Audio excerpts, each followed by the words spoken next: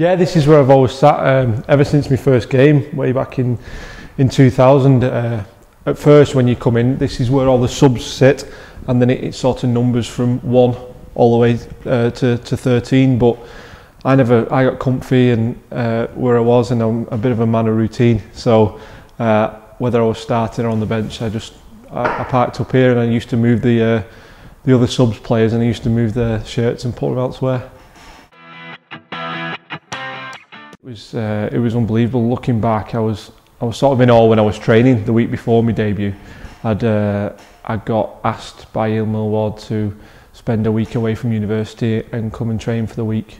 And then halfway through that week, he said I was playing my first game against Wigan on Good Friday. So it was a big derby. There was a house full here, and I came and sat in the changing room, and there was people like Kevin Iro and Paul Newlove, Chris Joint, Apollo Perlini, who was later our conditioner.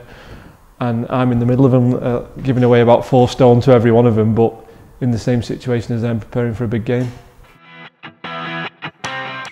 Something the club's always done. The players have always made sure that if someone's on debut, they look after him in the warm-up, look after him in the changing room. The lads always come up and ask if they want anything, and tell them just to enjoy it and relax. And I was no different when I came in.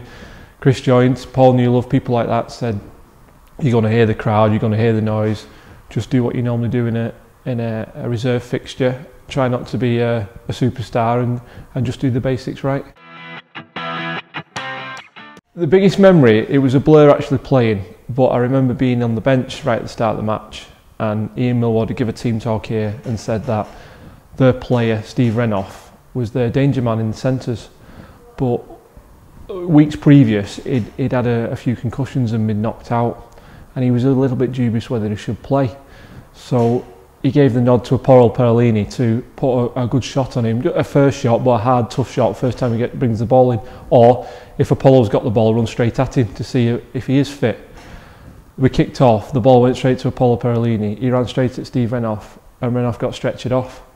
And that was my memory, thinking, oh my God, what am I doing here with this lot when that's just happened? And that's the only real memory. I don't have any memory of playing or what I did in the match. I just remember being sat on the bench thinking, flipping heck, can't believe he's just done that.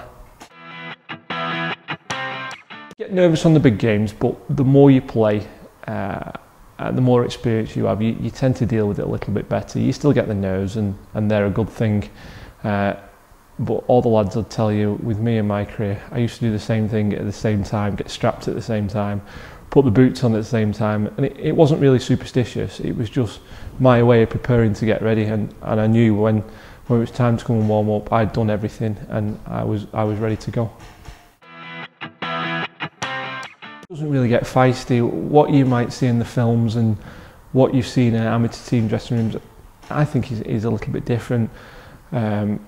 The lads are all professional players, and it's up to them themselves to get them psyched up for a match. It's just the matter of the coach relaying some tactics and some areas of play that we've done in training.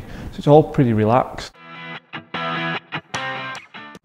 We did once have a sports motivator, a sports psychologist come in to give us a team talk, and Ian Millward had paid for him to come in, and it was just so far different to what we've been used to. He come in, he got us all stood up, he got us all imagining scoring a try, he got us all with our eyes closed and pretending that our win was between our hands here, and it was a force of energy, and we had to squeeze it into our bodies, and he got us all doing it before a match. So you can imagine all us all like started off with our eyes closed, and then one eye open to see if anybody else was doing it, realised nobody else was, and just laughing while this guy is here giving it all his effort and motivation, and we're all just staring at him. The only guy that was doing it was John Wilkin, who was fully stood up like that, squeezing this win into himself. So that's one memory where a team talk's been completely different, but we walked out onto the pitch in fits of giggles. We ended up winning the match, but I'm not sure it was because of this sports motivator.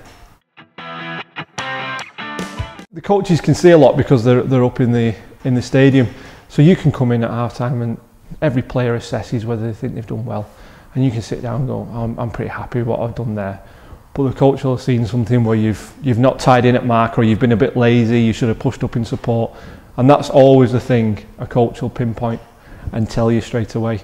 Daniel Anderson was good at that. He'd walk round, he'd spot you, make eye contact, and remember something you'd done wrong, and that was the only thing he told you. Now, you might have done 10 things right, but he did that to keep you on your toes and make sure that the second half you were prepared to play in and not make that mistake again. So it was good man management by him, I'd say. And you generally say that the most successful coaches are the clever ones who can use tactics like that.